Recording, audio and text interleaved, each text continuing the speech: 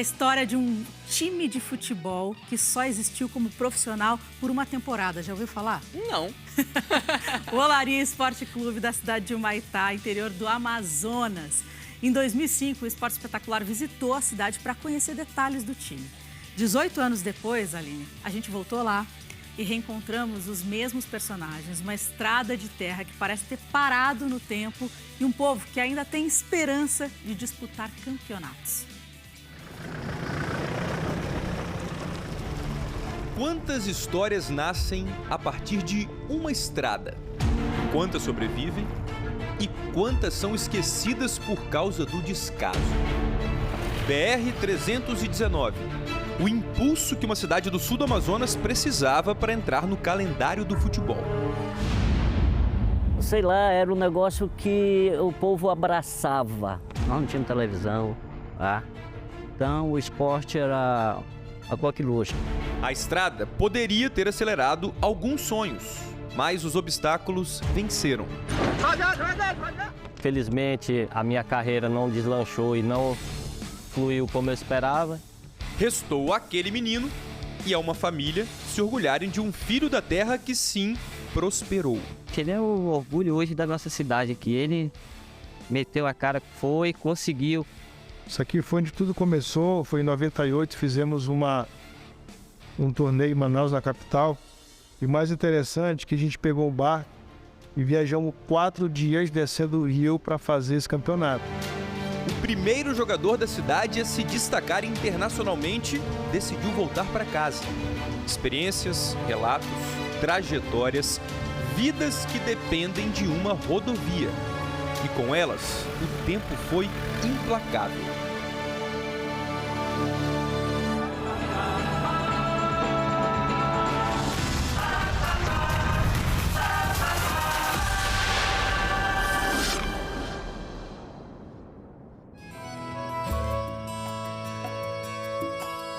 Humaitá, interior sul do Amazonas.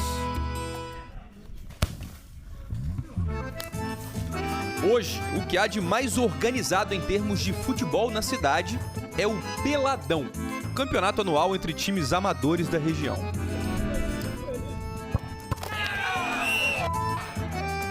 Não foi sempre assim. Em 1977, o Olaria Esporte Clube foi fundado em Humaitá e tinha a pretensão de disputar o campeonato amazonense. Isso só seria possível porque nascia no coração da floresta amazônica uma estrada promissora. Terra sem homens para homens sem terra partia do presidente Médici como uma sentença de ocupação. Corriam os anos 70. O tal milagre parecia chegar em forma de estradas. Tempos de glória se anunciavam no coração da floresta amazônica. A BR-319, única ligação terrestre entre o interior sul do Amazonas e a capital Manaus. Esta foto aqui, a foto já era do Olaria profissional. Nós temos aqui o Edson Marques, Berbal, Gedeon, Capoeira, Mauro Galvão, Theo, Dilton, Costa. Muita saudade dessa garotada disputando o campeonato amazonense nos anos de 1980. O tempo conseguiu amarelar essas fotos, mas continua viva dentro dos corações. O sonho se realizou no campeonato de 1980. Em 2005, o Esporte Espetacular foi à cidade para contar essa história. Conversou com um dos fundadores do clube, Ivalmir, e descobriu também que a empreitada só durou uma temporada. Nunca tinha acontecido. Era legal mesmo, era muito legal, o estádio todo tempo lotado, muita gente, é bom demais, foi muito bom na época, né? Para enfrentar os times da capital, o Olaria atravessava os quase 700 quilômetros da BR-319. Pegava o ônibus e chegava em Manaus, já tinha... A federação arranjava uma pousada para nós. A gente jogava e voltava de ônibus. A viagem era longa, cansativa, mas a gente fazia esse trecho todinho. Só que aos poucos, a BR parou de ser conservada, foi praticamente abandonada e o clube fechou as portas. Dá para disputar o campeonato. Avião, você sabe, a passagem de avião aqui tá R$400, vamos dizer.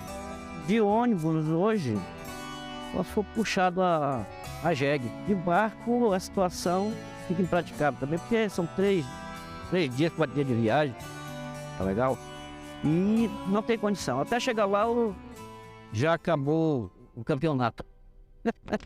O tempo do trajeto entre o Humaitá e Manaus muda muito de acordo com a época do ano. Por exemplo, durante o período conhecido por aqui como verão, entre julho e dezembro, quando é mais seco, chove muito menos, esse trajeto pode durar cerca de 15 horas. Já na outra metade do ano, no período conhecido como inverno, entre janeiro e junho, quando chove muito e trechos da estrada ficam intransitáveis, o mesmo trajeto pode durar até 2 dias. A cera aqui se enrolou, agora vou ter que puxar o homem, é o jeito. Havia planos de crescimento, de ampliação do estádio até, e havia demanda popular para isso. Foi uma tristeza muito grande, porque se tivesse continuado, hoje o Humaitá seria uma outra Humaitá em termos de divulgação, em termos econômico-financeiro. Tá? A gente hoje só resta lembrança e a gente às vezes se acorda de madrugada, dá uma volta no passado, pá, é aquilo, né, rapaz? Jovens como, por exemplo, Vauliano. Na reportagem original, ele era um garoto de 17 anos, sonhava ser jogador e estava prestes a fazer um teste no Fluminense. Depois daquela matéria eu retornei para Xerém. Tive o privilégio de fazer os testes, fui aprovado em 2. Felizmente, a minha trajetória no futebol, logo depois, com o tempo, ela se encerrou. Mas para mim foi um sonho realizado. 18 anos atrás, todo menino de Humaitá, incluindo o Vauliano, mirava em um nome como caso de sucesso: Irinei. Ele é o orgulho hoje da nossa cidade aqui. Ele meteu a cara, tá aí agora, é o que representa a nossa cidade no esporte. Irinei Santos da Silva. Difícil achar um sobrenome mais brasileiro. O ex-volante saiu de Humaitá para fazer carreira no futebol europeu. O verdadeiro milagre que o povo ribeirinho, devoto dos padroeiros Santo Antônio e Imaculada Conceição, viu brotar na floresta tropical. Creio que passei por muita dificuldade e até chegar a hora onde estou. Como comecei em 98 em Amazonas, onde fui à capital a disputar um torneio. Parece mentira, mas depois de 18 anos voltamos aqui na nossa cidade natal, uma cidade maravilhosa, que eu curto, que eu amo e que eu sou apaixonado, né? Hoje, Irinei vive em Humaitá com a esposa espanhola e os filhos que nasceram fora do país também. Em 2005, era ainda um jovem que chegava ao futebol espanhol em busca de prosperidade. Deixava na cidade amazônica os pais e irmãos. Orgulhosamente, as conquistas daquela época eram noticiadas e guardadas como tesouro. Até hoje, ele todo dia liga e eu digo, você é um vencedor. Ele foi o cara que tinha espírito para a coisa. Ele não se deixou se levar por nada. Ele já era um cara digno para aquilo que ele ia fazer. Foi feito para o futebol na época. 6 clubes na Espanha, 1 na Inglaterra. 12 anos de carreira no alto nível do futebol europeu. Messi, isso aqui eu tenho muito carinho, a gente trocou. Um dos jogos que a gente jogou muitas vezes contra. Isso aqui eu tenho também muito carinho. Mauro Silva. E por aí vai. Em fevereiro deste ano, ele foi homenageado pelo Real Betis, no estádio do clube, na Espanha. Foi a equipe pela qual ele mais atuou na carreira. Depois da vida badalada, ele construiu um cantinho para a família em Humaitá. E foi onde ele resolveu empreender.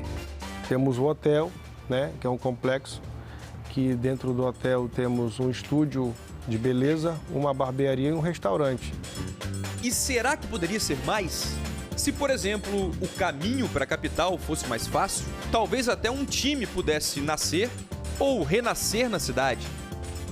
O local que recebeu os Jogos do Olaria em 1980 fica a poucas quadras da principal ligação que existe entre o Humaitá e Manaus, o Rio Madeira. É uma viagem de barco que dura cerca de 3, 4 dias. No estádio Arlindo Braz da Silva, não há mais futebol profissional. É um cenário parecido com aquele registrado em 2005. Existe, sim, uma mistura de nostalgia e esperança. Saudade de ver as arquibancadas lotadas e expectativa de encontrá-las pulsando novamente em breve. Tudo passa por uma estrada. Nossa equipe percorreu novamente um trecho da BR-319, 18 anos depois da reportagem original. Encontramos algo parecido. O Departamento Nacional de Infraestrutura de Transportes, o DENIT, disse que o andamento da obra de reconstrução da BR ficou comprometido por causa do período chuvoso e que aguarda a melhora das condições climáticas para a retomada dos trabalhos. Enquanto isso, empresas de transporte, por exemplo, procuram soluções para continuar de pé. Essa adaptou um guincho nos ônibus que fazem o trajeto Humaitá-Manaus. No inverno aí a gente tem que parar, né? A gente tenta até o máximo que dá, né? Quando a viagem começa a durar cerca de 24 até 48 horas, aí a gente tem que obrigado a parar durante esse período. Bem, a questão da BR-319 é um sonho. Na verdade, é um sonho que a gente sempre teve. Mas a gente não pode ficar olhando ela só como uma pavimentação asfáltica, não é? Ela não é só isso. Nós estamos no meio da floresta amazônica. E a gente tem que olhar da floresta, a fauna, as comunidades tradicionais, as populações que moram nessas áreas e tudo que elas já vivem. Ela não é uma BR simplesmente que a gente tem que pensar em bueiro, em canalização, em isso e aquilo. Mas tudo que vem no contexto que vai proteger essa região. Um dos objetivos da Prefeitura de Humaitá é montar uma equipe profissional quando a BR-319 estiver em condições boas novamente. Para mim, e para o meu filho e para minha cidade, assim, vai ser muito positivo. É sempre sobre sonhos, percebeu? Sobre projetar uma realidade melhor.